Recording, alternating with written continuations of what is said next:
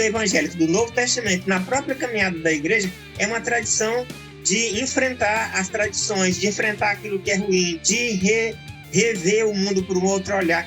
Ou seja, o que é conversão? Conversão é uma palavra que vocês me perguntaram, e é forte na tradição cristã, é a capacidade de olhar o mundo ao seu redor, a sua própria trajetória, e se insurgir contra ele e fazer uma outra ordem. Estranhamente, é que os evangélicos no Brasil se estão aliados ao que tem de mais conservador.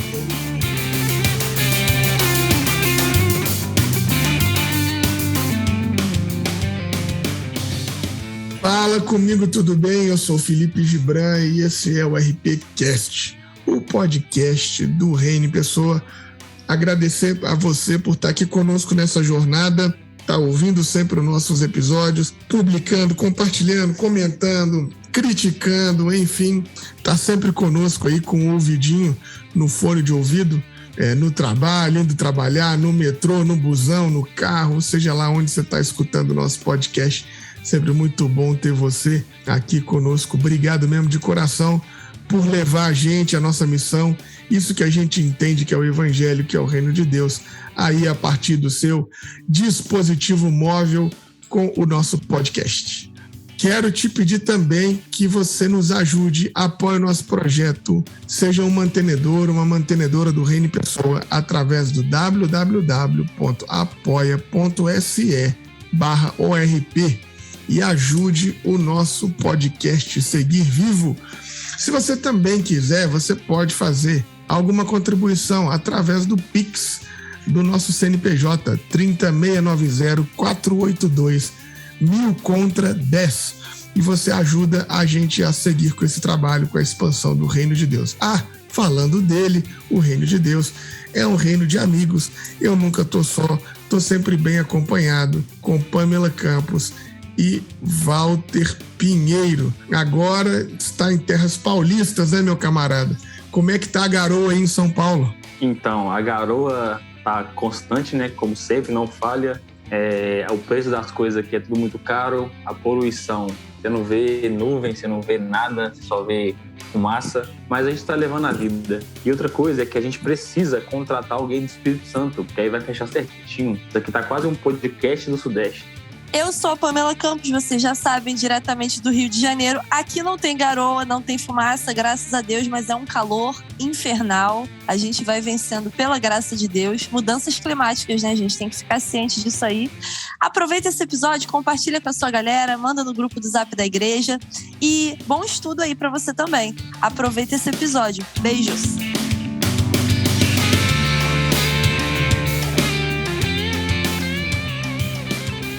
A gente tem o prazer de bater papo hoje com ele, que é teólogo, é mestre em sociologia, é doutor também em ciências sociais, é pesquisador do ISER, membro da Batista Marapendi, no Rio de Janeiro. Um privilégio ter você aqui, meu camarada. Seja muito bem-vindo, Clemir.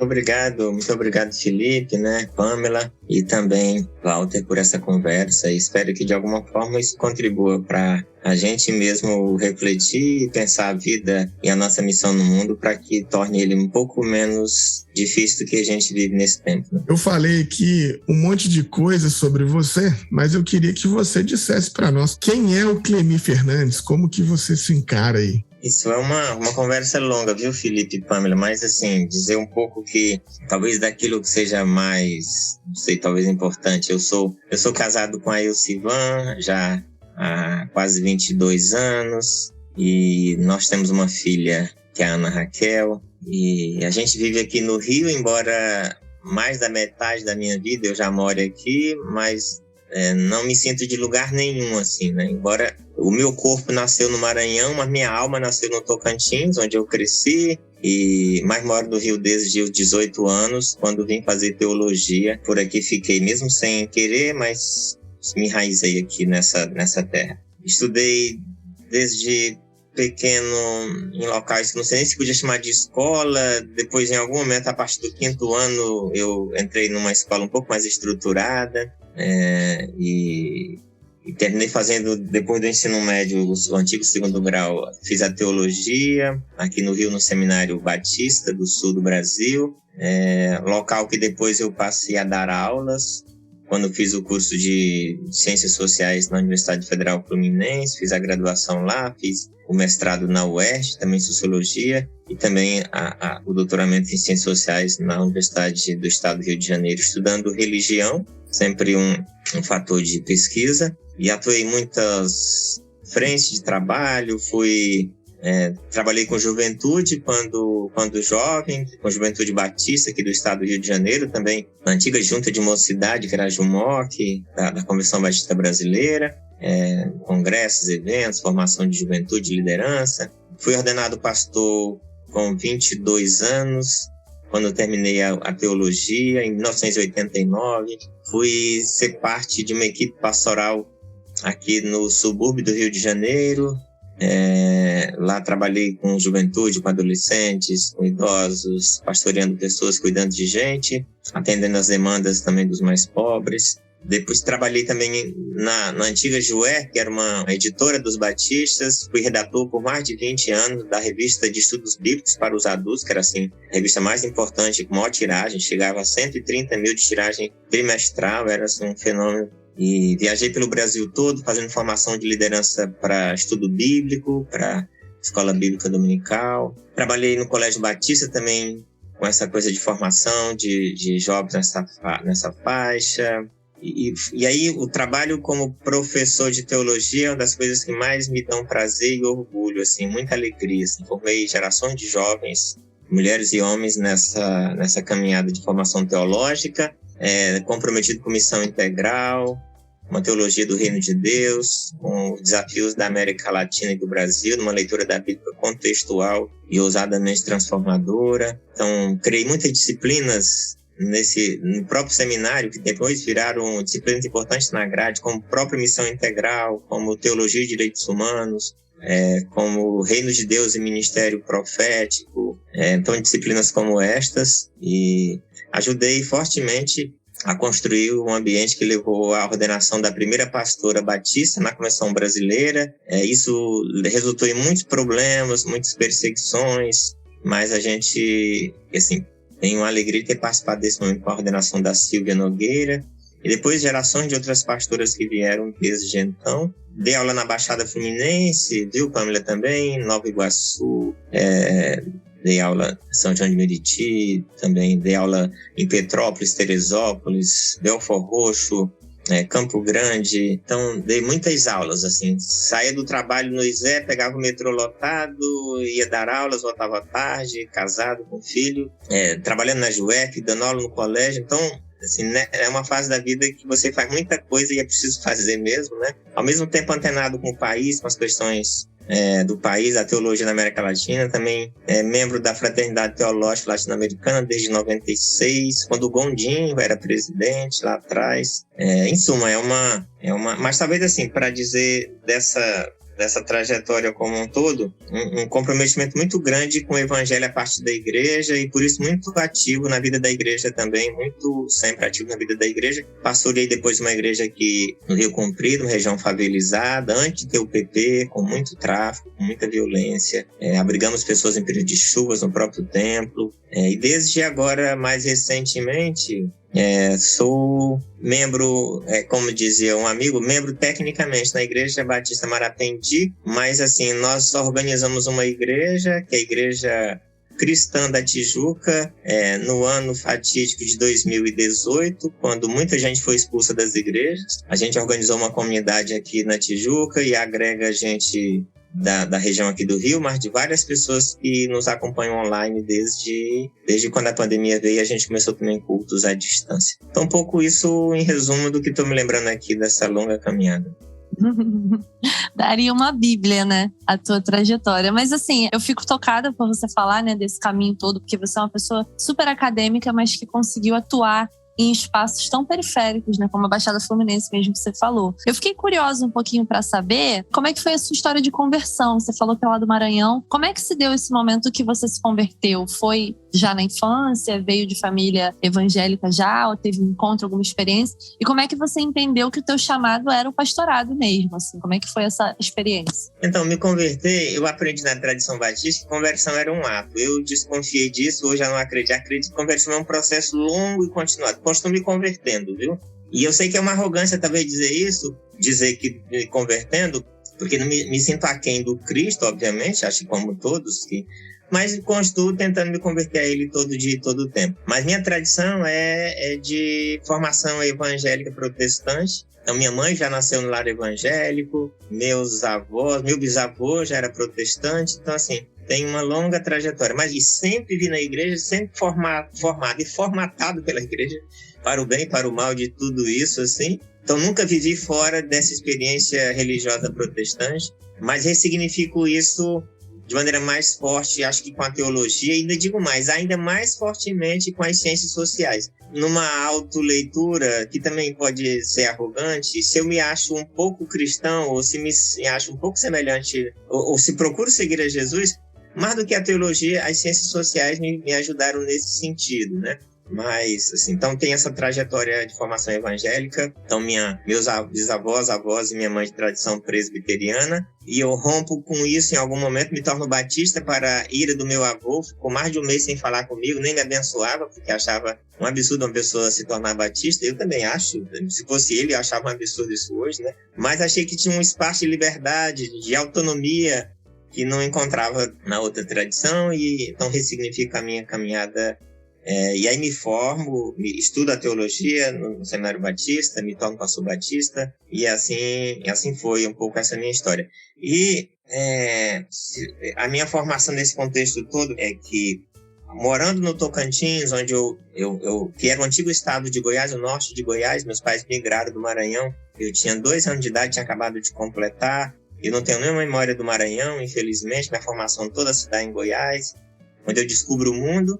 E era um ambiente muito conflagrado dos anos 70, do início dos 70. Então, eu cresci num ambiente em que você via pessoa de barba e dizer que era terrorista. Eu vivia muito próximo à região da Guerrilha do Araguaia, mas não sabia o que significava, assim. E a vida toda muito fortemente na igreja, e atuando com os missionários. O Tocantins era uma espécie de berço das missões nacionais das igrejas batistas no Brasil, região de muitos índios, de muita presença de gente que vinha do Maranhão, que vinha... às vezes do Pará. Então eu cresci desde muito cedo ouvindo os missionários, as missionárias, melhor dizendo, mulheres que eu tenho muito respeito e carinho. E então me formei nessa ambiência. Trabalho desde muito cedo com meus pais na roça para sobrevivência, e a gente trabalhava em roça de outras pessoas, não tínhamos terras, obviamente, e aí a gente colhia arroz, por exemplo, ou feijão, ou fava, ou milho. Então você colhia e você ganhava uma parte de 5 que você colhia. Então, colhia, sei lá, uma vasilha. Então, de 5, nós tínhamos uma. E isso, no geral, eu vendia na feira, no sábado. E no domingo, dava todo de oferta para missões, assim. Então, era uma vida muito marcada. E, às vezes, queria comprar uma maçã argentina, enrolada num papel, assim, roxo, muito cheirosa. Mas nem aquilo comprava. O dinheiro que a gente... Ou quando não tinha roça, a gente pegava coisa na roça, um jatobá na mata, um fruto silvestre, piqui, vendia na feira e dava oferta para missões. Isso parece uma história assim idílica, mas isso era um pouco a minha história, a minha vivência, de fazer cultos com aqueles missionários, andando 3, 4 quilômetros, muito pequenos, sem energia elétrica, não tínhamos templo, era um ambiente muito sofrido, na roça, realmente. Mas assim, me formei, né? E essa formação, eu tenho muito alegria dela, no sentido do que ela fez de mim, da visão que eu passei a ter do mundo, do evangelho, e da ressignificação que eu tive da fé a partir dessa experiência com os antigos missionários, as missionárias lá no Tocantins. Então, Clemir, muito legal, né? Ouvir toda a sua história, que é uma trajetória longa, pastoreio, da pesquisa, da teologia. É uma biografia muito linda. Te conheci através do Twitter, das nossas trocas, né, das nossas relações assim, de mensagens. E aí depois fui descobrir o ISER e tal, fui ver que era um instituto de pesquisa muito grande. Gostei muito, me interessei. Tem amigos que são pesquisadores lá, assim como você. Mas aí, explica pra gente, o que é isso? O que é ser um pesquisador no ambiente evangélico? Só uma vírgula aqui, Clemir. No Tocantins, eu sempre falo do Tocantins com muito carinho, tem alguns amigos de lá de Guarari, lá no Tocantins, e eu fiquei curioso para saber qual era a sua cidade, só por curiosidade mesmo. Então, né, eu sempre brinco que cidade era uma coisa muito sofisticada para mim, mas assim, a cidade mais próxima era Araguaína, onde eu realmente orbitava, que era a maior cidade daquela região, é a maior cidade da região, exceto a capital hoje, Palmas, mas era Então, vendia na feira de Araguaína, trabalhava muito em Araguaína, mas era no município de Vanderlândia, num local chamado Floresta, onde a gente ali morava. Tinha umas poucas casas, ali a gente habitava, mas a cidade mais próxima onde a gente estava lá era a cidade de Araguaína. Mas que bom. Então, Walter, quando fiz Ciências Sociais na UFA, Federal Fluminense, isso lá no começo dos 90, depois do seminário, eu tive crises profundas de fé com as ciências sociais, assim, e eu dizia para mim mesmo, até escrevi isso depois na monografia. Naquela altura, tinham duas referências na vida pastoral, que eram das ciências sociais, que era Robinson Cavalcante e Urivaldo Júnior, né? Eu dizia, se eles são pastores, se eles são cientistas sociais, então eu posso também ser, e é possível que eu ultrapasse essa barreira. Então, assim, foi difícil, mas essas referências foram muito importantes para mim. Então, me formei, depois fiz o mestrado, e aí depois quando saí do seminário, eu fui saído do Seminário Batista, por causa da minha leitura da Teologia de Missão Integral, do meu comprometimento com esse evangelho, e algum enfrentamento já com os neocalvinistas naquele contexto aqui no seminário, que eram já bastante violentos. Então, eu fui trabalhar no ISE, houve uma possibilidade de seleção lá para um pesquisador. Então, eu fui selecionado para trabalhar lá numa pesquisa que era sobre a ação social das igrejas evangélicas. Então, eles precisavam de pesquisadores. E aí lá, o Flávio Conrado, que é um amigo, mais o Valdemar, outro amigo, o Flávio é antropólogo, o Valdemar cientista político e eu da sociologia. Então, a gente foi trabalhar nessa pesquisa coordenado pela professora Ana Quiroga, que é daí de Minas Gerais, mas morava aqui no Rio, professora da UFRJ. Então, eu fui trabalhar nessa pesquisa. Ao final daquele ano, quando a pesquisa se encerrou, eu fui convidado a trabalhar no Viva Rio, que estava muito fortemente a campanha do desarmamento e a abertura de postos para destruir armas nas próprias igrejas. Isso é um capítulo da minha história que eu tenho muita alegria também de dizer. E aí eu fui trabalhar lá, trabalhei no Viva Rio, muito com formação de liderança para abertura de postos, de destruição de armas. Depois atuamos na campanha do desarmamento, rodei pelo Brasil todo e América Latina também com isso. E depois fui fazer o doutorado, e aí quando eu fui fazer o doutorado, retornei também para o ISE em 2008, né, quando eu retornei para o ISE.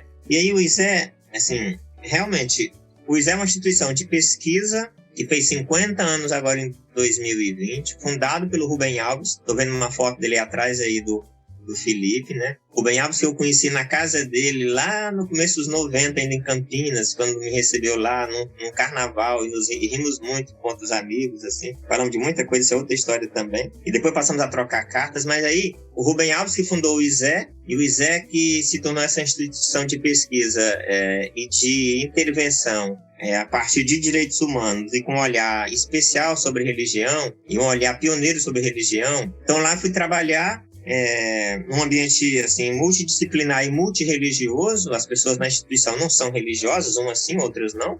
Mas eu, com meu pertencimento protestante, passei a atuar e trabalhei em várias pesquisas lá no ISE. E foi sempre um ambiente de aprendizado, de enriquecimento e de diálogo muito fértil, assim.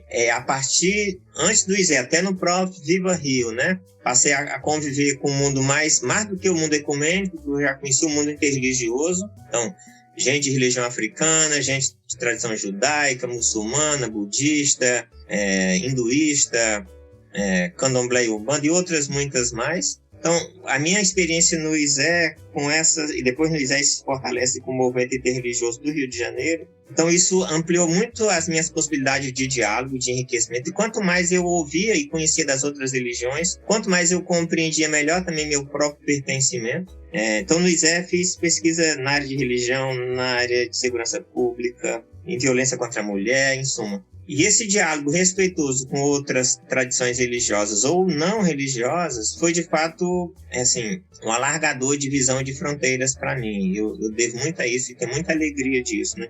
Isso me fez ler ainda a Bíblia e compreender melhor a minha ação no mundo de maneira sempre mais ampliada daquilo que a própria igreja tinha me dado como referência ou como balizas apenas. Isso é, de fato, um espaço de crescimento transgressor muito importante, assim, transgressão no sentido de romper as barreiras da minha própria formação e ir sempre além. Então, com desafios, mas acho que muito mais enriquecimento e aprendizagem nesse diálogo. E também ajudando a desconstruir, do lado de cá, preconceitos em relação ao mundo evangélico, por pessoas ainda conhecerem isso, evangélicos com outras concepções de atuação e de leitura de mundo, né? Já tinha muito, mas também ajudando muita gente nesse sentido. E aí, para completar isso, como parte do ISEB, passei a ser membro tanto do Comitê Nacional da Diversidade Religiosa, da Presidência da República, atuei como membro da sociedade civil nesses conselhos em Brasília, como também aqui no estado do Rio de Janeiro, inclusive produzindo a política de diversidade religiosa, contra a intolerância, afirmação de liberdade religiosa. Então, nesse ambiente diverso, plural, multirreligioso e sem religião também, é que eu me desenvolvi produzindo conhecimento, pesquisa, sempre com muito respeito e reconhecimento dessa diversidade de que somos parte na sociedade civil brasileira.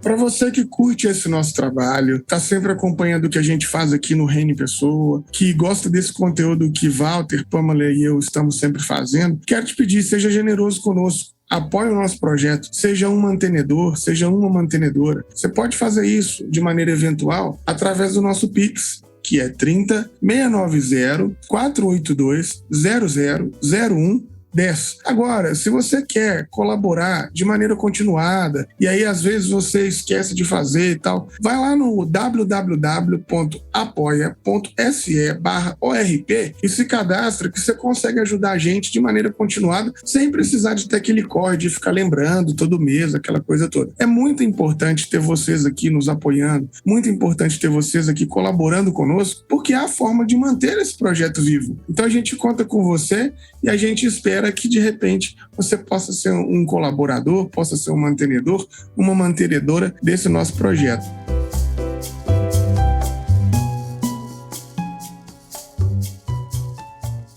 Mestre, quando você, diante dessa caminhada, dessa trajetória, e até para quem já está ouvindo a gente, né, só de ouvir você fazendo essa explanação, já vê da onde você vem, então é alguém que conhece profundamente esse espaço que a gente está, que é esse espaço da religião, que é esse espaço do mundo evangélico. Como é que você, não sei se você faz alguma ideia, né, de quando houve, ou se sempre foi assim, ou porque na minha redação parece que houve um recrudescimento assim, do conservadorismo, do reacionarismo, né, até da violência mesmo. Então, como é que você enxerga esse processo de, teoricamente, um povo que era para ser, ou que já foi, não sei, acolhedor, gentil, um povo que fala de amor, de amar o outro, de repente abraçar esse discurso violento, reacionário, essas falas mais duras nesse nosso ambiente? Como é que você enxerga isso? Será que isso sempre esteve ali e agora tem uma liberdade para colocar as garras de fora? Ou não? Você observa que houve uma mudança de mesa em algum momento? Você pensa isso como nesse nosso ambiente?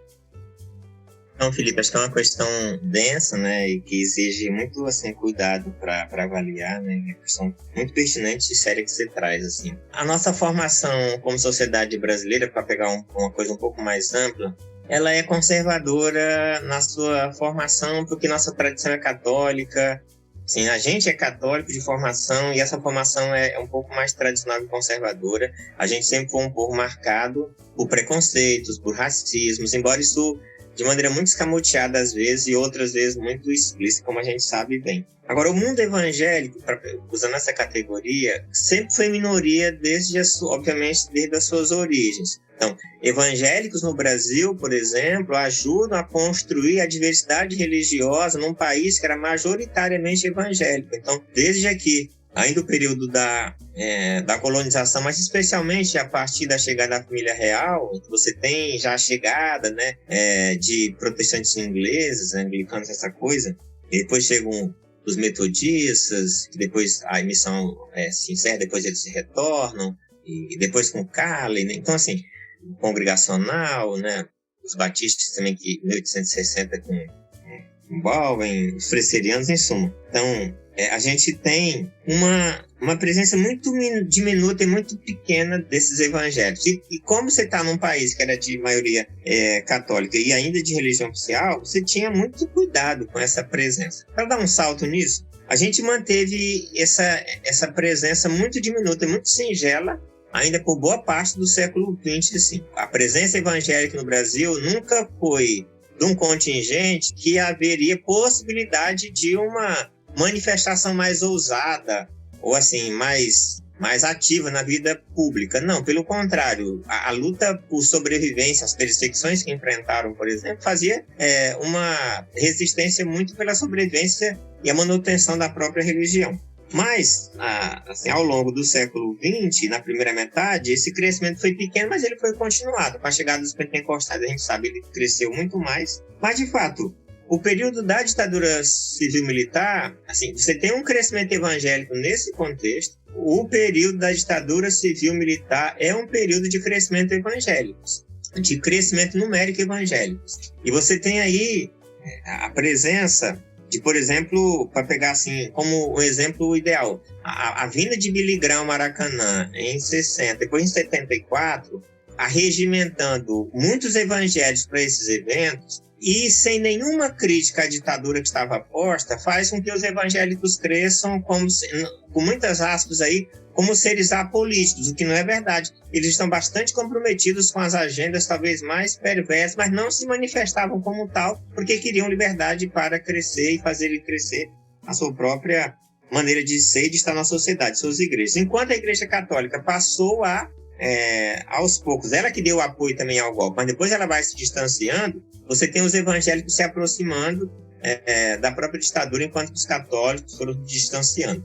Isso em termos ideais. Sempre teve evangélico contrário à ditadura desde o começo, inclusive resistência com mortes, como se teve católicos que apoiaram desde o início e mantiveram o apoio até o final. Mas em termos ideais, a maior parte, talvez, depois da liderança católica, ficou mais crítica e contrária ao regime, enquanto os evangélicos ou distanciados ou dando um apoio, como é o caso do evento no Maracanã, com o pastor Fanini e o João Figueiredo, em 1982, naquele projeto chamado Deus Salve a Família, em que a ditadura, já no seu final, precisando de apoio, foi buscar entre os evangélicos e alcançou no Fanini esse apoio. Então, isso para dizer de que havia já um crescimento aliado a pautas mais conservadoras, já uma tradição mais conservadora da tradição brasileira. Com a redemocratização, em 1988, 89, você tem um crescimento evangélico bastante grande, mas não só os evangélicos, a própria Igreja Católica se ressignifica, outros grupos religiosos passam também a se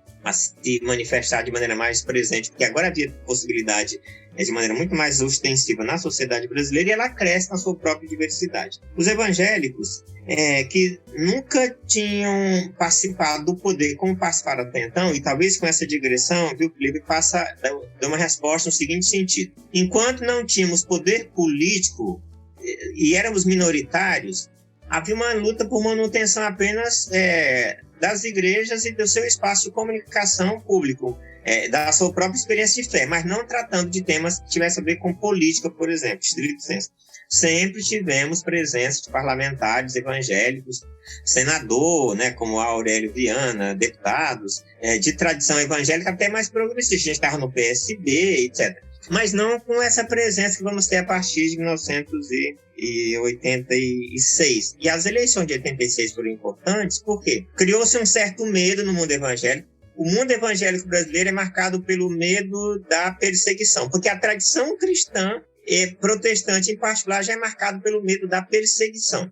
Então, o medo da perseguição já é parte da tradição cristã. No mundo evangélico, muito mais que o que se passou no Brasil, então, dizia-se, e essa imagem, a fake news não é de hoje não, viu? Se dizia em 1986 que se você não votasse no irmão, a Igreja Católica poderia vir a ser religião oficial de novo com a nova Constituição. Isso era dito. Então, a maior bancada evangélica que foi feita desde então, nas eleições de 86, para o Congresso Constituinte, era por causa de uma fake news que já circulou no mundo evangélico, palavra que não existia naquela altura, mas era já uma mentira contada de que era preciso eleger irmão, votar irmão, para que a gente pudesse garantir uma presença no parlamento e na Constituinte para garantir a liberdade religiosa. Interessante que até então também, os evangélicos no Brasil nunca foram de perseguir grupos de tradição africana, não, pelo contrário. A presença evangélica no Brasil, que era minoritária, não fazer perseguição qualquer para as religiões de matriz africana. Mas com o crescimento do neopentecostalismo, isso passou a ter uma linguagem mais ousada e ostensiva de demonização dessas ações, que já tinham um caldo da cultura católica que já demonizava essas religiões. Mas isso cresce com o mundo pentecostal. E aí, os evangélicos, que se elegeram uma grande bancada em 86, continuaram a eleger parlamentares nessa sequência. Por quê? Porque em 86, além de eleger no Congresso Constituinte, os evangélicos conseguiram dar, em 88, um quinto ano para o governo Sarney pela troca de canal de rádio e TV. Isso está já teorizado, estou falando coisa que é conhecida. E aí, a conquista de meio de comunicação fez ampliar o rebanho evangélico de uma maneira nunca antes vista, porque agora você teve acesso a meios de comunicação de massa, como rádio e TV, o que não tinha antes, nessa proporção. E aí, como o poder de mídia gera poder também de controle de votos de pessoas, isso retroalimenta esse próprio sistema. Então, mais eleitores passavam a votar, porque agora haviam sido alcançados pelas rádios, mais evangélicos elegem mais parlamentares, você tem um crescente. E aí resulta naquilo que é a Frente Parlamentar Evangélica, que a gente já conhece de 2005. Né? Então, qual é o diferencial desse contexto como um todo? É que agora, um grupo que era minoritário, discriminado e até perseguido em algum momento, ganhou notoriedade, ganhou articulação, ganhou quase que profissionalismo nessa atuação no espaço político institucional brasileiro, ganhou poder de mídia, elegeu mais pessoas, e aí as relações do poder e de religião estão dados, e já está teorizado por tanta gente sobre isso aí, e na tradição cristã também. Para fazer aqui um anacronismo, mas é pertinente, quando o Império Romano, que perseguia os cristãos e passa a controlar os cristãos de dentro, com o crescimento deles também, e eles ganharam poder político, eles gostaram muito. E passaram os cristãos a perseguir outros grupos também. Então, evangélicos no Brasil, embora continuem sendo minoritários, mas ganharam uma estridência, uma capacidade de falar e uma capacidade de se comunicar com o conjunto da sociedade, especialmente com grupos mais conservadores. Então, esse casamento... Então, a tradição brasileira é conservadora, isso está na nossa própria formação. Mas você teve movimento sempre de resistência também. Os evangélicos eram um grupo que cresceu nessa tradição conservadora, especialmente no contexto da própria ditadura militar. Com a redemocratização e com os processos políticos da redemocratização, eles perceberam um local de moeda de troca muito importante, de trocar esse peso político que eles foram conquistando com o aumento do seu rebanho das próprios canais de rádio e TV e voto. E todos os políticos de então, isso aqui é um fato, todas as pessoas eleitas desde a redemocratização, Fernando Collor, Fernando Henrique Cardoso, Lula nos dois governos, Dilma e agora Bolsonaro, todas as lideranças evangélicas apoiaram muito fortemente os candidatos vitoriosos. Ou se não apoiou durante a campanha, passou a apoiar posteriormente. Então, não é nem que a agenda é conservadora completamente, porque tem muito dissenso nisso aí, mas em geral, os evangélicos têm uma aderência ao poder muito fortemente. Nesse atual contexto, isso se tornou, parece que uma afinidade eletiva, para lembrar aqui uma expressão do Weber, uma afinidade eletiva em que certos temas casou com outros temas já da vida mais conservadora da sociedade brasileira e que encontrou nos evangélicos, desgraçadamente, essa síntese. Mas, para completar, é um paradoxo grande, porque toda a tradição evangélica do Novo Testamento, na própria caminhada da igreja, é uma tradição de enfrentar as tradições, de enfrentar aquilo que é ruim, de rever o mundo por um outro olhar. Ou seja, o que é conversão? Conversão é uma palavra que vocês me perguntarem, é forte na tradição cristã, é a capacidade de olhar o mundo ao seu redor, a sua própria trajetória, e se insurgir contra ele e fazer uma outra ordem. Estranhamente, é que os evangélicos no Brasil se estão aliados ao que tem de mais conservador, no que tem de pior desta palavra, no que tem de mais ultraconservador, no que tem de pior, talvez, nessa configuração, e aí uma tradição religiosa que chegou no Brasil, como produzindo liberdade, estimulando a democracia, estimulando a diversidade, estimulando a liberdade de consciência e de expressão, ela se torna refém de movimentos muito tradicionalistas, conservadores, reacionários, intolerantes e mesmo contra a própria vida, quando diz que é a favor da vida, que é uma negação desse princípio. Diz que é a favor da vida, mas apoia as políticas mais violentas de morte. É um contrassenso muito grande e talvez isso tenha a ver com o processo de formação que a gente teve. É muito possível que a formação evangélica brasileira, essa que recebemos nas nossas igrejas, era muito básica. A pessoa o que era exigido era que aprendia ali umas 5, 6 versículos, aprendia umas regras de que agora você não bebe, você não fuma, você não vai no carnaval, você não deve tomar bebida, você deve manter uma vida mais íntegra. Isso foi considerado como sendo evangelho. Há toda uma ética bíblica, e especialmente evangélica, que isso nunca foi aprofundado com essa dimensão. Talvez essa falta de formação mais densa levou a essa nossa gente a embarcar nas canoas dos religiosos que construíram muito fortemente as suas lideranças de maneira autoritária também, de maneira perversa, controladora. A tradição evangélica diz que é democrática, mas a própria liderança não é, as próprias igrejas não são. Nós temos uma gramática acerca de nós mesmos que não se revela nas práticas das próprias igrejas e lideranças. Então, há muitas contradições, há muitos contrassensos, e talvez a gente precisa de um longo caminho de uma reevangelização, de outra evangelização, porque essa não aconteceu e por isso chegamos, talvez, de maneira assim, muito tacanha e sucinta nesse estágio em que estamos atualmente. Nossa, Clemi, que aula, de verdade. Sensacional. Agora eu queria mudar um pouquinho o eixo, mas também falando dessa questão que você falou dos evangélicos terem essa tara, né, pelo poder, que é basicamente isso, a gente vai, embarca no carrossel e segue. Ultimamente tem se levantado muito a questão de Israel, né? Eu venho de uma época, quando eu era adolescente, que a minha igreja batista foi se tornando pentecostal. Muito daquela coisa de G12, né, neopentecostal e tal.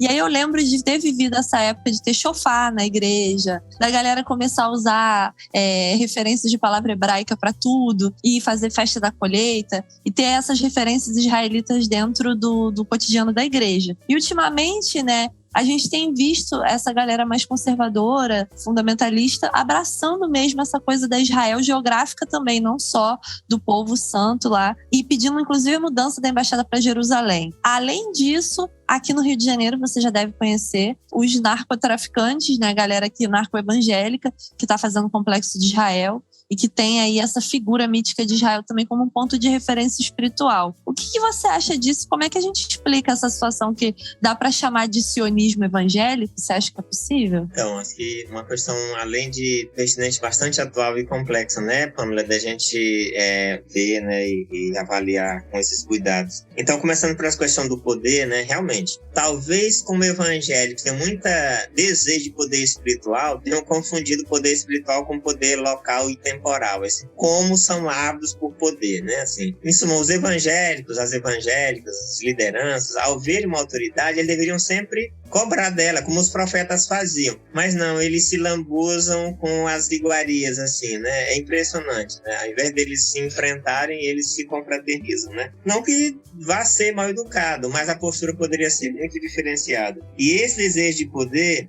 ele mobiliza as pessoas, a sociedade como um todo, e os evangélicos no Brasil de maneira especial. E para quem nunca teve poder, é muito parecido com a tradição lá, mutatis mutandis, né, claro, com o Império Romano. Não tinha poder, era perseguido. Passou a usar, inclusive, a roupa do imperador. Porque toda a indumentária que a igreja passou a usar a partir de 320, 330, é a indumentária do imperador, a roupa do imperador. É isso que passou a ser o anel do imperador. Então, essa sedução é muito grande. Os evangélicos no Brasil poderiam ter ido por um outro caminho, mas eles, inclusive, gostaram e gostam desse mesmo tipo de estratagema e de aparência, né? E como tem se lambuzado em relação a isso, tristemente. E aí, nessa busca por poder, também essa dimensão que você chamou a atenção da questão de Israel, ela está bastante imbricada, porque talvez está na mesma chave, assim. É assim, a presença... E aqui não tem... Quando a gente fala disso, não há aqui nenhum tipo de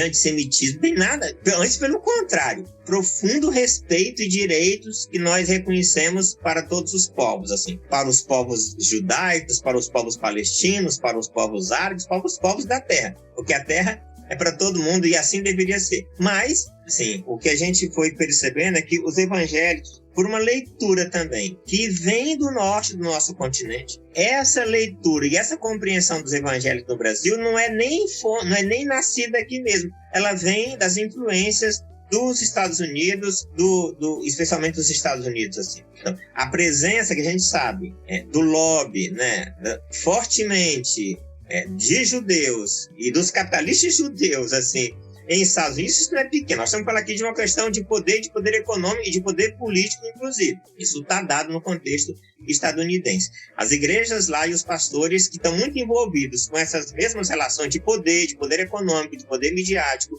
de poder de dominação, de controle do mundo ocidental a partir dessa própria lógica, essas influências chegaram aqui também. Porque, desgraçadamente, a teologia nossa, que poderia ser mais brasileira e latino-americana, ela é muito mais estadunidense. Nós muito mais consumimos livros traduzidos da língua inglesa do que livros em espanhóis aqui produzidos no nosso próprio continente. Nada contra os livros de qualquer lugar do mundo, antes pelo contrário, mas como nós não conhecemos nossa própria produção. E aí, muitos pastores também que foram daqui para os Estados Unidos e lá montaram igrejas, porque dá muito dinheiro esse negócio, a gente sabe bem, assim, sem nenhuma crítica de valor, mas dá muito dinheiro. Se tem essas igrejas da diáspora, dá muito dinheiro isso. Então essa teologia que lá estava, ela também chega aqui. E esses crentes que lá estão, quando mandam dinheiro para cá também, porque mandam dinheiro para cá, para as matrizes dessas igrejas, estão comprometidas com essa mesma base de poder, de apoio a Israel e de uma leitura equivocada da Bíblia, o que levou a uma confluência de apoios que absolutamente não faz sentido à luz da própria Bíblia e à luz da própria tradição cristã. Ou seja, é uma incompreensão e por isso levou a uma relação de síntese em que a fé cristã e o Estado de Israel como se fosse uma decorrência da fé cristã e do Estado de Israel. O Estado de Israel é uma nação como qualquer outra nação. E a compreensão, inclusive teológica, que as igrejas tiveram até os anos 70 e 80 não era de fazer do Estado de Israel uma consequência daquilo que é o Israel bíblico. Não faz sentido isso em absoluto, mas essa é a configuração que foi dada por interesses políticos, econômicos, mercadológicos, ideológicos que vieram dos Estados Unidos e aqui acriticamente os nossos pastores e lideranças de nossos crentes também passaram a assimilar. Era simples, lendo o Antigo Testamento, e aqui é uma questão também, nossa formação é muito mais presente do Antigo Testamento do que do Novo Testamento. É possível que nas igrejas e no meio das famílias cristãs tenham pessoas com mais nomes do Antigo Testamento, nomes hebraicos, do que nomes cristãos, entende? Assim, é interessante isso, não é um acaso, né? E assim, todo respeito à tradição bíblica que tem 2 testamentos, mas a tradição cristã só é cristã porque não é só do Primeiro Testamento, é dos 2 testamentos. E o segundo é a chave de leitura do primeiro, e não o contrário. Mas há uma inversão completa nesse sentido, e a releitura que é feita é que hoje o Antigo Testamento é que ilumina a compreensão do Novo para muitas igrejas, e essa compreensão vai levar esse apoio fragoroso ao Estado de Israel e todas as bandeiras sionistas muitas vezes que estão dadas. E nesse atual governo, isso se tornou, porque isso já cresceu nos Estados Unidos, lá com o Trump, a gente viu bem, se fortaleceu aqui com o atual governo, e as igrejas passaram inclusive a colocar bandeiras, como você lembrou, com chofar e coisa que o valha. É quase que um equívoco, mas é também quase que uma idolatria, melhor dizendo, uma linguagem religiosa, uma idolatria, de você perceber onde é que Deus está agindo na história. E à luz do próprio Novo Testamento, Deus se manifesta muito mais nas comunidades empobrecidas da Cisjordânia, da faixa de Gaza, porque ali está um povo oprimido, e não que essa gente também não possa fazer violência, porque os humanos são desgraçadamente dados a isso, não que achando que tem mocinho e bandido nisso, mas há uma assimetria de poder político, religioso e econômico nesse sentido. Então, as igrejas deveriam no Brasil, olhando para a Bíblia, para o Antigo Testamento, mas principalmente compreendendo o Antigo à luz do Novo, onde é que a justiça está clamando e onde é que a gente vai, inclusive, denunciar a injustiça de quem mais comete injustiça, inclusive a própria violência. Não é cometer, porque nós somos da paz e guerra com quem quer que seja, mas é entender onde é que isso está posto. Os evangélicos fizeram uma equação muito tacanha e uma equação muito infame para dar o apoio que dão, sem compreender que essa lógica de poder que advém dessa cultura estadunidense, tipo, que a gente já comentou aqui nesse pano de fundo, levou esse tipo de relação. É preciso que haja uma reação a isso, uma reação pedagógica, uma reação teológica, uma reação litúrgica, uma reação doutrinária, uma reação política, né? Porque não faz sentido as igrejas evangélicas estarem aliadas a qualquer projeto de poder. E esse é um projeto de poder que legitima guerras, armas, truculências, como a gente tem visto como um todo. Então, é lamentável que os evangélicos possam, como dizia Robson Cavalcante, né, lamentar a morte dos judeus quando acontece em qualquer atentado, mas nunca lamentam a morte dos filhos de Ismael quando também são massacrados em muito maior número no contexto em que isso acontece. Então, nós, na tradição cristã evangélica brasileira, optamos por um lado, e esse lado não é o lado que honra a tradição do Novo Testamento, que nos convida a uma outra cultura de justiça e paz, e jamais de legitimação de qualquer tipo de violência.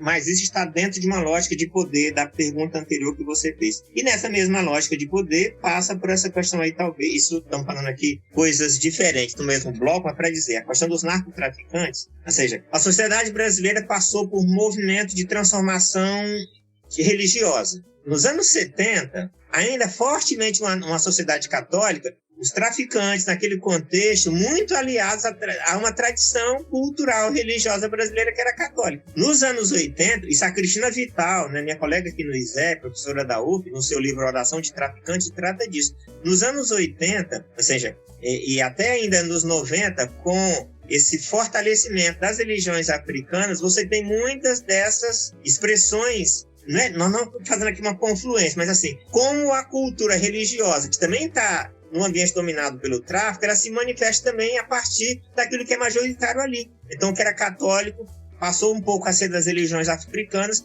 e a partir dos anos 2000, especialmente, pegar um corte aí, ela passa a ser evangélica. A grande maioria da população vai crescendo, ou as grandes adesões religiosas vão crescendo na direção do mundo evangélico. Então, esse é quase que o seguinte, viu, Pamela? Esse rapaz hoje, que leva um fuzil e que tem um plástico, como já foi visto e publicado, lá com o versículo bíblico, o Senhor meu pastor, nada me faltará, e que ora de manhã, pedindo que tenha um bom dia de trabalho, e que a polícia não cause problema para o trabalho dele, porque assim ele se vê como trabalhador, assim que essa gente se vê. Então, esse menino que hoje se identifica como evangélico, que ora, que pede proteção a Deus, a partir do Salmo 91, é possível que o antecessor dele, o pai, o tio, que também podia estar no tráfico, fosse de uma religião africana, tinha uma imagem de São Jorge ali, ressignificada pela tradição da Umbanda, especialmente, e que o avô, o bisavô desse rapaz fosse, se tivesse uma tradição assim, de envolvimento com o tráfico, lá nos anos 70, era a tradição católica, que assim era a grande cultura religiosa brasileira. Não é nem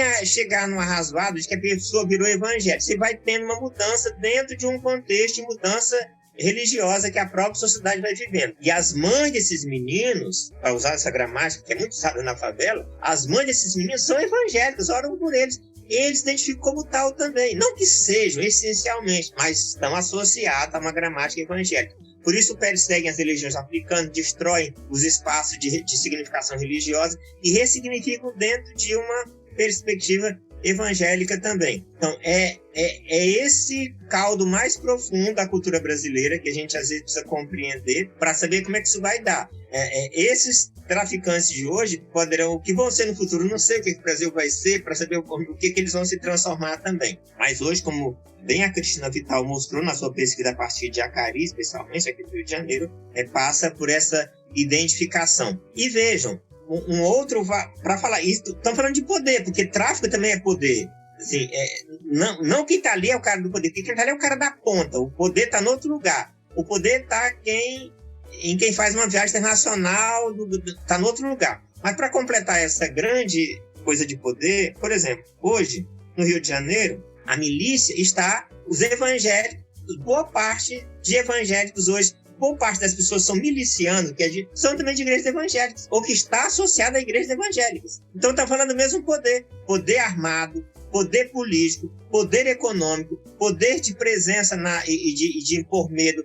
Ou seja, você tem igrejas da própria cidade, todo mundo sabe onde é locais, pessoas que estão na igreja, ou que estão relacionadas com a igreja, ou que ajudam as igrejas financeiramente, e estão aliadas também à própria milícia. Então, você vai percebendo que essa relação, essa sedução de poder, e aqui, eu sei que isso é o cuidado de dizer isso. O mundo da religião trabalha com o poder, e o poder, inclusive, esse poder miraculoso que as religiões dizem ter, e os evangélicos em particular. Se eu disponho de um poder da minha fé, da minha espiritualidade, se eu alio isso com outros poderes, eu me torno muito mais forte, minha capacidade de dominar é muito mais forte. Por isso, quando alguém diz que Deus é fiel, essa expressão não está descaracterizada, não está fora do ambiente desse que a gente está falando. Poder. Deus é fiel porque vai me dar poder para dominar, seja na venda da minha mercadoria, seja no controle desse território, seja no processo eleitoral, seja para dominar o parlamento, seja para impor minhas próprias bandeiras. Então, essa ideia de poder, ela perpassa o segmento evangélico, que esteve desprovido dele por tanto tempo. Na medida que chegou e gostou desse espaço, ela se aproxima dessa linguagem. Ela aproxima a linguagem da religião, do poder espiritual, com os poderes mundanos. E quanto mais ela associa isso, quanto mais ela julga que pode alcançar benefício dessa própria relação. Os muitos testemunhos que as pessoas dão nessas igrejas, que a gente vê na televisão, já cobri isso muito tempo de pesquisa, lá na graduação, é que assim, a relação desse poder, do poder que eu tenho, inclusive de dominar minha própria vida e de melhorar economicamente, em relação associado isso a um poder religioso, isso é tão forte na vida do indivíduo. Isso vai levando para o ambiente das empresas, para o ambiente do tráfico, para o ambiente da milícia, em suma. E eu estou aqui com um certo cuidado para dizer dessas questões, para dizer o seguinte: você vai hoje numa favela do Rio de Janeiro, numa área mais favelizada, ou numa área mais popular, você vai ver assim, o salão de cabeleireiro, a loja que vende doces, o lugar que vende sucos, a sorveteria, tudo com nome evangélico. Necessariamente as pessoas não são só evangélicas, não. Mas há uma relação aliada a poder econômico e a poder de vencer e a poder de enfrentar. Você tem já reflexões na sociologia política sobre isso também. De como essa presença evangélica te mobiliza, inclusive economicamente, para você buscar caminho de você mandar, de você dominar, de você não ser cauda, você ser cabeça. Então isso está dado. Isso tem reflexões mais sérias e teóricas, mas aqui só para pincelar de que evangélico hoje é uma grande possibilidade de que as pessoas possam se apropriar dessa gramática, dessa identidade, dessa estética, dessa envergadura, não por uma transformação, por uma conversão, como foi dito aqui, mas porque isso traz muitos benefícios para essa própria sociedade. Em suma, quando se vê, eu aqui vou usar uma coisa que eu nem assisto, mas quando se vê num programa como o Big Brother Brasil, assim, que você tem uma estética, inclusive musical, muito do gospel, não que as pessoas são evangélicas, mas assimilaram, e isso tem a ver com lógica de vitória, de ganho, de poder, porque essas canções falam disso muito fortemente. Em suma, uma longa digressão para falar de muita coisa, muito salpicada, mas muito complexificada.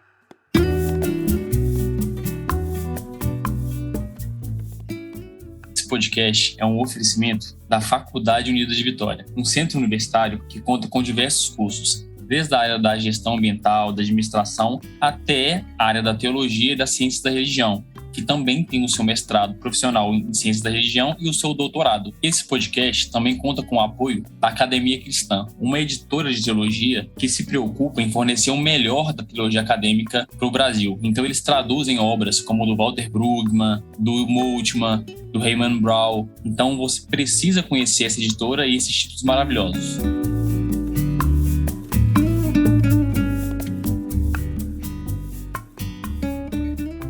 Essa digressão que você fez, ela é importantíssima para mostrar para quem nos ouve que todos esses fenômenos que a gente experimenta, eles são ligados. Eles têm uma gênese, eles têm um motivo, um discurso teológico, tudo tem um fundamento. Inclusive, várias coisas que você citou, eu queria fazer uma intervenção e comentar sobre, tem muitos assuntos interessantes, principalmente envolvendo geopolítica. Eu me segurei aqui que eu queria ver onde você ia chegar e a conclusão foi maravilhosa, assim. Mas aí tem uma coisa importante que você disse, que era sobre a gente usar muito, né, o Velho Testamento para poder fazer a nossa religião, que o evangelicalismo brasileiro é muito pautado no Antigo Testamento. E aí a gente tem toda uma pesquisa, uma teologia, que desde a década de 70 discute ecoteologia, discute a questão da natureza, discute toda essa questão do ser humano com o meio ambiente, que grande parte disso é retirado do Antigo Testamento, principalmente das leituras ali de Gênesis e tal, que o Novo Testamento não aborda tanto. E mesmo assim, a nossa participação evangélica nas questões ambientais é quase nula. Pelo contrário, né, a gente sempre vê que os evangélicos têm esse discurso de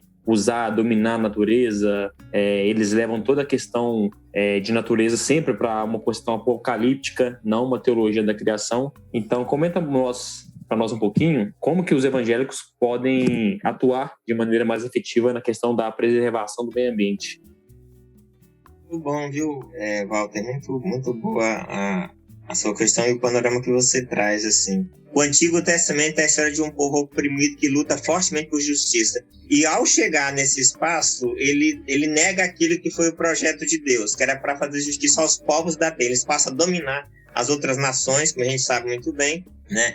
E uma leitura que os evangélicos fazem a partir disso é nessa chave da dominação sempre, e não do serviço, né? Então, o José do Egito está no Egito não para dominar, ele está lá para, diz o final do Gênesis, né? Para produzir bem-estar para as famílias da terra, que é o que Jesus diz também vem fazer. Então, não tem a ver com poder, tem a ver com serviço, né? Para usar um pouco mais de Bíblia nessa conversa aqui, para chegar nesse ponto ambiental, viu, Walter? Quando Jesus diz na experiência do lava-pés, que é interessante, né? Interessante que tem 3 ordenanças do próprio Cristo, espécie de práticas dele, que é a experiência do batismo, a experiência da celebração da ceia e a experiência do lava-pés. A tradição protestante, evangélica protestante, fica com o batismo e com a ceia, mas assim, não quer saber da questão do lava-pés, porque ela traz talvez a essência daquilo que seja a vida do Cristo ser evangélico. Assim. O batismo é uma ressignificação da tradição judaica. Assim. A ceia é um momento sagaz especial que a gente sabe de quem fica, mas o lava-pés ele é um convite continuado à conversão da simplicidade e a livrar-se do poder e vestir as sandálias e calçar as sandálias da humildade do serviço. Isso é o lava-pés. E é muito interessante que essa prática não seja ritualizada, praticada, desenvolvida e às vezes nem pregada na tradição evangélica no Brasil em particular. E aí, se a gente aqui traz para essa conversa o René Padilha, nosso teólogo e pastor latino-americano, ou seja, ele já nos anos 80, no começo, escrevendo sobre vida simples, né? Num artigo que ele escreveu sobre estilo de vida simples, ele ainda não trata das questões ambientais como um todo, mas ele já chama a atenção no gosto do seu trabalho de que somente uma vida simples poderá dar condições de a gente dar dignidade para todas as pessoas, e para todas as pessoas significa bem-estar para todo o planeta. E para pegar um pouco mais, sei lá, o próprio John Stott, né, uma tradição mais anglo-saxã, também na teologia, mas que dialogando com René Padilha e com a teologia latino-americana. Se a gente vai estocar alimento e riqueza para comer hoje, amanhã e depois, a gente vai exaurir o planeta e vai deixar alguém sem alimento. Se eu como 2, 3 vezes, alguém vai ficar sem comer. Então, eu destruo a fonte e eu acumulo e ela vai se perder, porque ela se perde mesmo assim, e aí não tem divisão equânime para o bem-estar de todas as pessoas. E ainda, chegando mais perto aí da questão, então o René Padilha chama a atenção para um estilo de vida simples. Só é possível, na compreensão dele, ou é fortemente chamada a atenção de que assim, um estilo cristão de ser é marcado pela dimensão da simplicidade. Simplicidade nos usos, simplicidade no consumo, simplicidade no comportamento, simplicidade na linguagem, simplicidade na postura, simplicidade.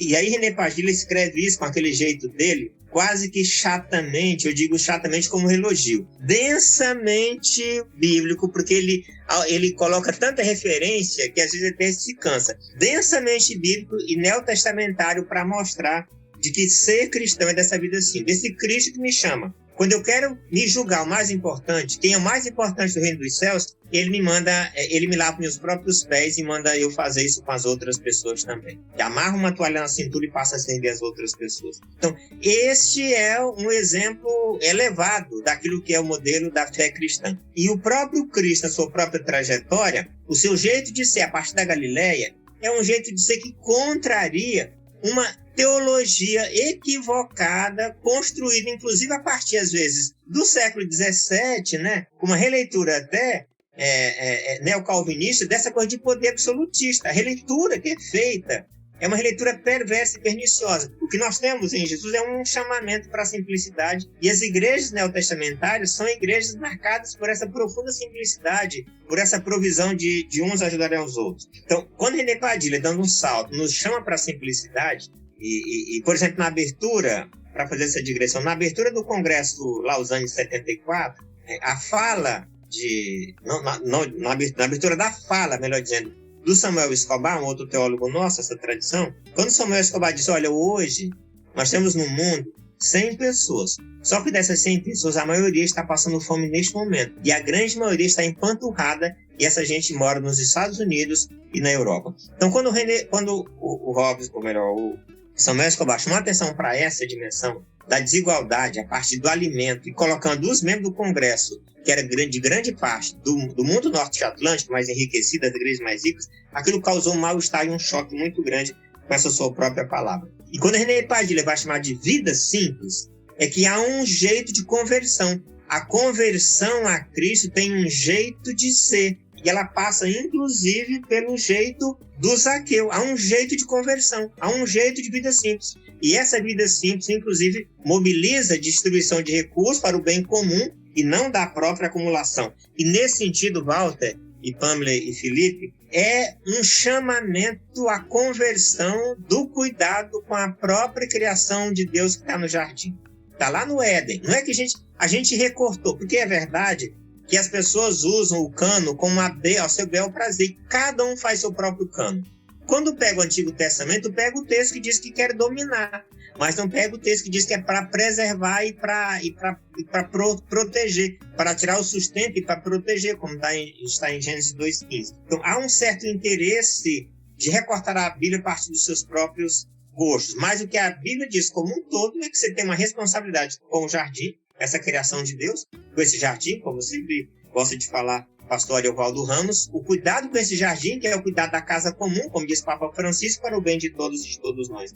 E aí, quando Juan Stan escreve um livro, que está publicado aqui também em português, As Boas Novas da Criação, outro teólogo de missão integral, morto há 2 anos passados. Então, quando Juan Stan escreve, a partir do Gênesis, no diálogo com o Antigo Testamento, que passa por Romanos e chega no Apocalipse principalmente, que é o diálogo do Juan Stan, ele vai mostrar de que o cuidado ambiental é um componente fortemente bíblico e que foi olvidado por nós por causa de uma lente de destruição, de uma lente do capitalismo, de uma lente da dominação predatória, disso tudo que legitimou as nossas práticas sociais e, inclusive, dando áreas de espiritualidade a essa destruição como um todo. A destruição dos povos originários, como as próprias missões fizeram tantas vezes.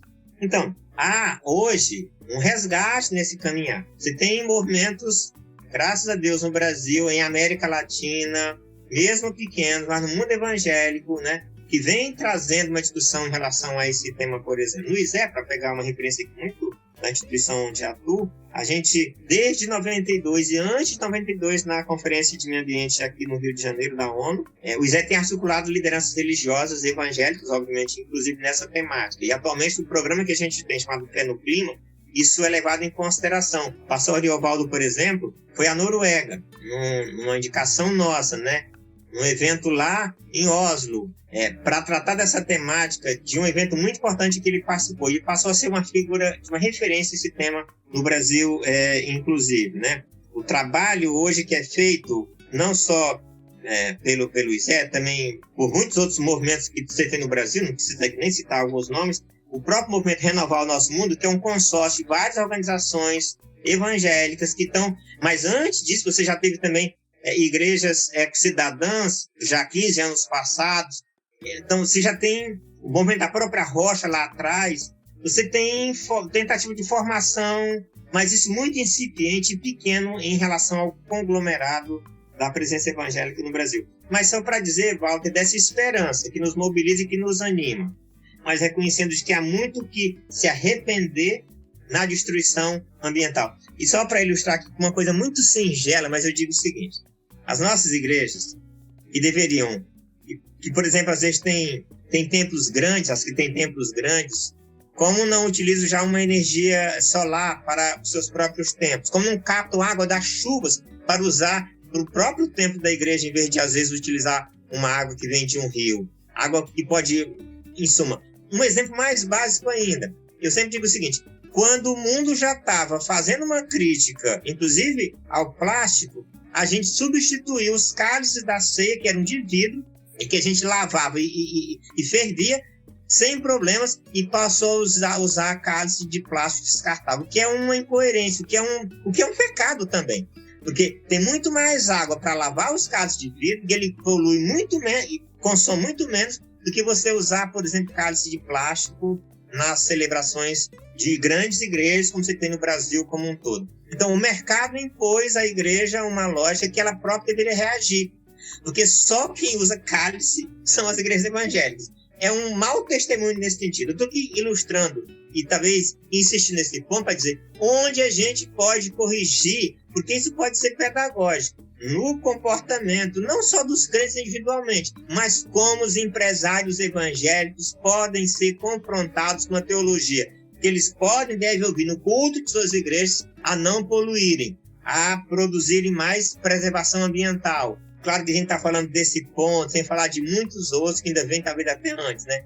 Quanto empresário evangélico que paga salário de fome, que não registra o seu funcionário na carteira, que não paga os direitos. Em suma, aí já estamos falando. Mas as igrejas evangélicas têm um comprometimento com a pauta ambiental, porque ela é essencialmente evangélica. Nos arrependemos quando reconhecemos que fomos tocados pela sociedade. A sociedade nos evangelizou nesse ponto, quando nós deveríamos ter encontrado na Bíblia, nos dois testamentos, que tem elementos teológicos, para a gente evangelizar a própria sociedade. Mas nós estamos a reboque, mas os que nos convertemos já a essa pauta, nos alegramos, sendo que temos um passivo já que é longo e muito o que fazer na formação, na educação, na reflexão teológica e bíblica para a mentalidade de comportamento das igrejas, dos crentes, e mais do que isso, do comprometimento da sociedade em eleger, inclusive evangélico, eleger parlamentares fortemente comprometidos com a preservação ambiental.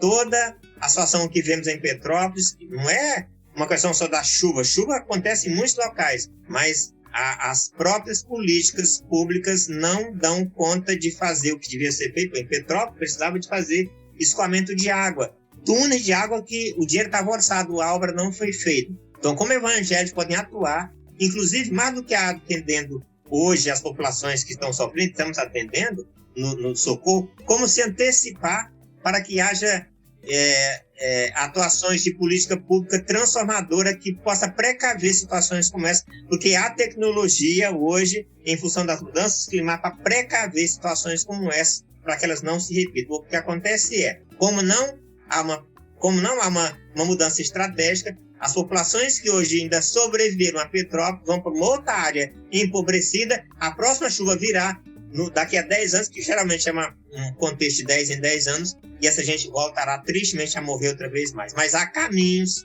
políticos e de política e de atuação evangélica para ajudar a enfrentar essa situação que nós estamos vivendo tristemente nesse nosso país.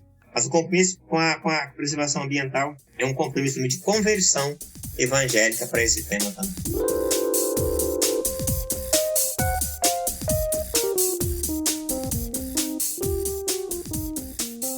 O Reino em Pessoa conta com o patrocínio da editora Recriar e da editora Saber Criativo.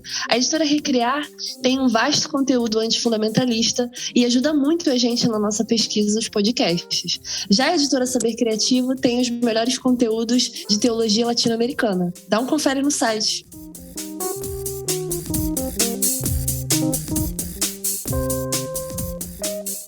É uma coisa muito interessante, é muito popular e até bom que seja, porque é um livro muito interessante, que é o Surpreendido pela Esperança. Ele mais ou menos, não é que ele diz isso, mas ele deixa para a gente pensar que a maneira como a gente pensa sobre o fim das coisas, ela muda totalmente a caminhada que a gente faz aqui, nesse tempo que nós temos, que é o presente. Então, tudo isso que você está me dizendo, que para nós às vezes, flexionando com outros campos dos saberes, a gente pensaria de outra maneira, mas eu tenho para mim que o evangélico, no chão da vida, nesse Brasil profundo, ele está sempre pensando numa justificativa teológica para aquilo que ele faz. Então, eu estou sempre pensando que essa pauta ambiental que é desrespeitada, seja lá o que for, tem muito a ver com esse lance de ter um entendimento de que nós vamos para um outro lugar, que essa terra aqui é descartável, que nós vamos para um lugar que, né, um lugar de ouro, de rio, de esmeralda, então usa isso aqui, destrói esse negócio. Quer dizer, são faltas de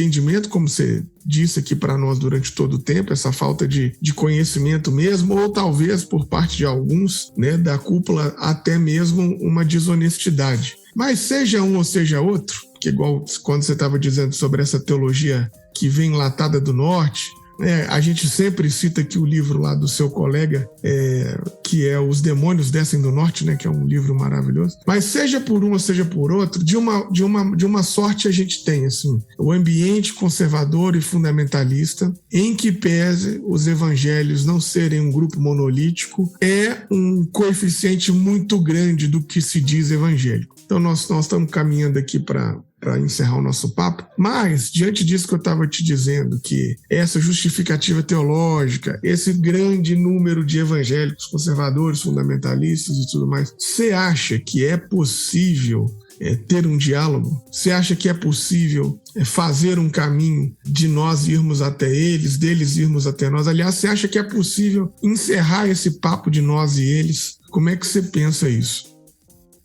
Uma questão, vocês trazem questões sempre muito complexas, viu, e desafiadoras, viu, Felipe, como esta, né?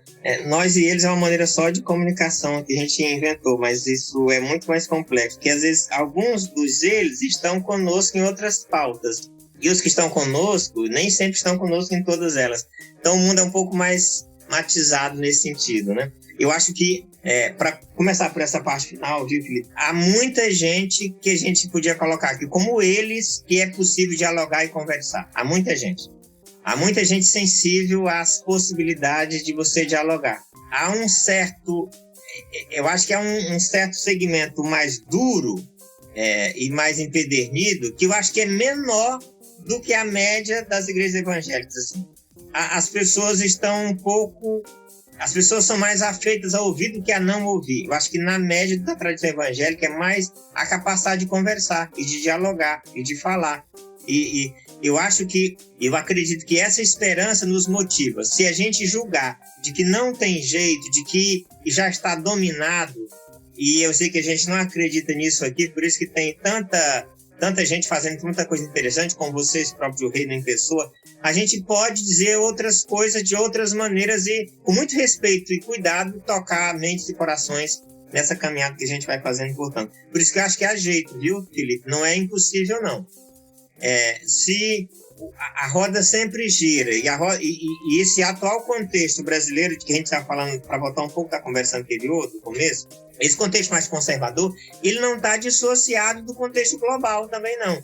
E o mundo gira, né? Você teve momentos no mundo, e no Brasil em particular, que havia mais oxigenação, mais diálogo, mais abertura.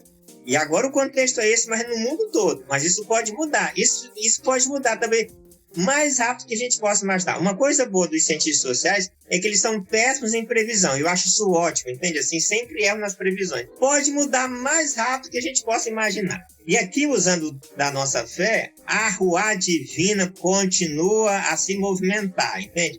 E ela faz os corpos ressequidos, entende? Se mobilizarem. Enfim. E aqui, voltando muito fortemente para a questão que você trouxe, eu acho que, Felipe, do ponto de vista assim, da compreensão da nossa realidade, a nossa formação bíblica é muito básica, e eu digo assim com lamento. Porque a nossa gente, vocês sabem, a gente sabe dos dados os dados oficiais, assim, dados de pesquisa. Evangélicos estão, no geral, na pirâmide da vida social brasileira, de formação também. Por isso que muita gente nossa acredita em muita coisa, nas fake news, por exemplo, que aquilo faz meio que sentido. Por isso que é importante o processo pedagógico, o processo de educação, o processo que vocês fazem, que muita gente faz. Nós estamos fazendo aqui com o Misé também, estou fazendo lá no Djangueiro, onde eu também atuo. É muito importante esses processos de atuação, muito importante. Porque, assim, nessas pequenas iniciativas a gente poderá ir alcançando pessoas, e essa multiplicação de pessoas que vão compreendendo por um outro olhar, isso é de uma potência impressionante para pegar que é a Reforma Protestante. A Reforma Protestante acontece quase que a partir de um núcleo muito básico, de um poder ao redor que era dominado completamente. E a Reforma Protestante chegou até nós também. Mesmo os evangélicos no Brasil, essa minoria que era, mesmo que esse crescimento tenha sido com essa dimensão tão negativa que a gente reconhece tristemente, lamenta, mas é possível converter isso em outra coisa. É possível converter isso em uma outra caminhada. A gente pode não ter toda a transformação, mas é possível haver transformações. Então, essa compreensão de que a formação nossa foi, e aí o que você disse é isso. Como a gente só está preocupado em ir para o céu, ou era essa preocupação, porque ela já não é mais. Os crentes da prosperidade não estão mais preocupados com o céu, estão preocupados com a vida aqui, porque está muito difícil aqui. Então, qualquer coisa que tenha a ver com poder, com possibilidade de eu enfrentar e ter uma vida melhor, o cara está fazendo, inclusive negando princípios básicos do próprio evangelho. No entanto, eu acredito que uma formação que a gente possa dar em movimentos de contracultura no mundo evangélico, e tem muita gente acontecendo e fazendo coisas muito interessantes por aí. Muita gente acontecendo e fazendo muita coisa interessante por aí. Eu acho que uma capacidade de produzir um conhecimento, de se comunicar, de transformar esse conhecimento em alguma coisa que possa ser assimilável, é de fato um caminho.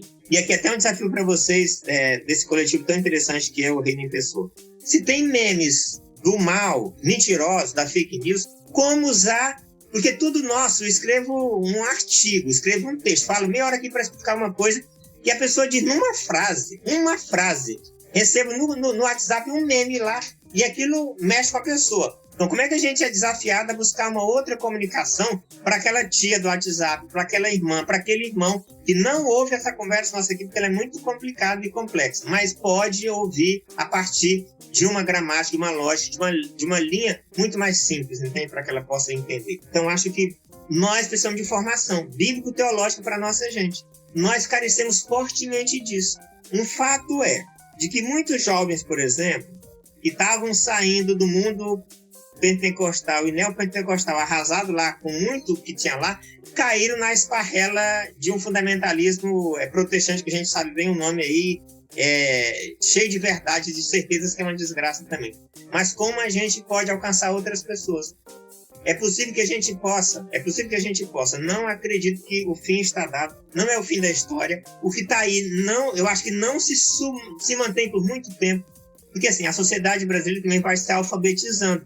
Mais gente vai fazendo institutos federais, escolas de formação, e a gente vai melhorando esse país a partir da base também.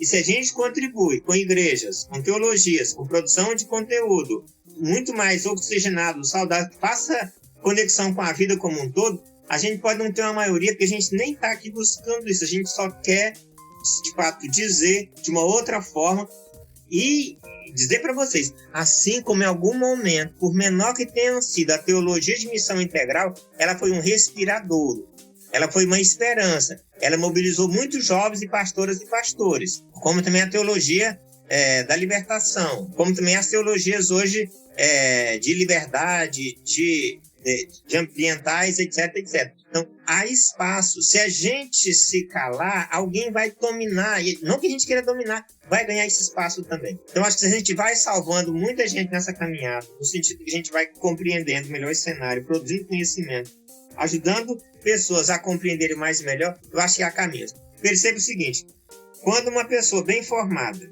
passa a liderar uma comunidade e consegue construir lá um diálogo bíblico com mais densidade, dificilmente uma pessoa que chegará, mesmo que tenha um pensamento, uma liderança que chegará com um pensamento diferente, conseguirá impor a sua vontade, porque ali já tem um espaço de libertação que foi dado, né? Como o Paulo Freire nos ensina. Libertados que fomos, a gente não quer voltar mais para o cativeiro em absoluto. Então, nenhum de nós, assim, que caíram as escamas, que vimos com outro olhar, a gente quer voltar para o cativeiro. Então, eu acredito que há espaço e há possibilidade e há esperança, e por isso eu continuo dando aulas, escrevendo, dizendo, sendo pastor, sendo educador, sendo pesquisador, falando com a grande imprensa, num pequeno mundo. Mas quando encontro alguém quando eu estou com muitas outras coisas, nesse conjunto de gente fazendo tanta coisa com vocês também, isso anima e dá esperança, assim.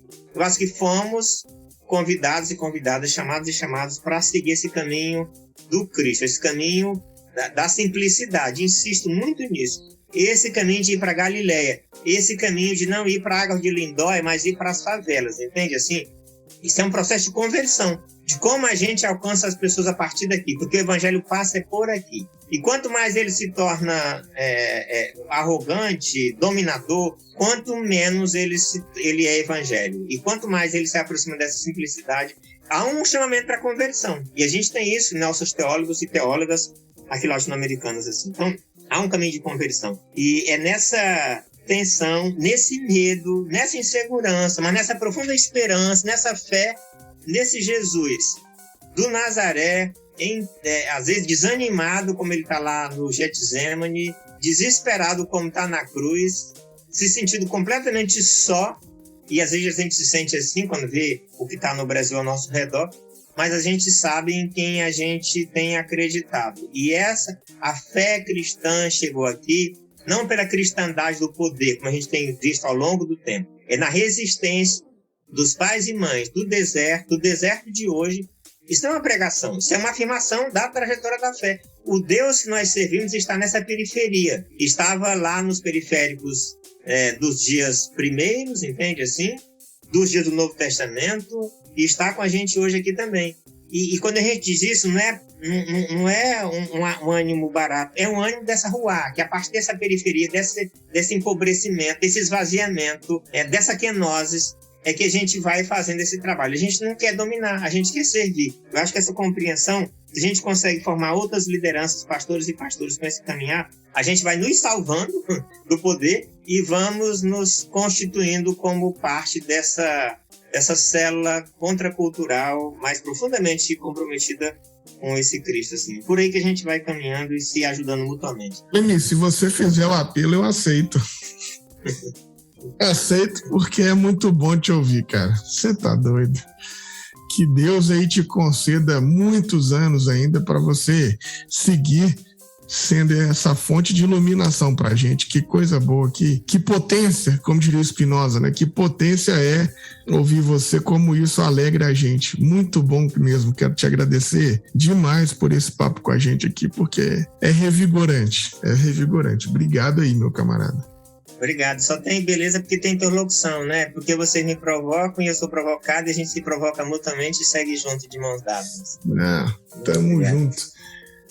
Mais uma vez aí, obrigado. Obrigado a você, obrigado Pamela, obrigado Walter.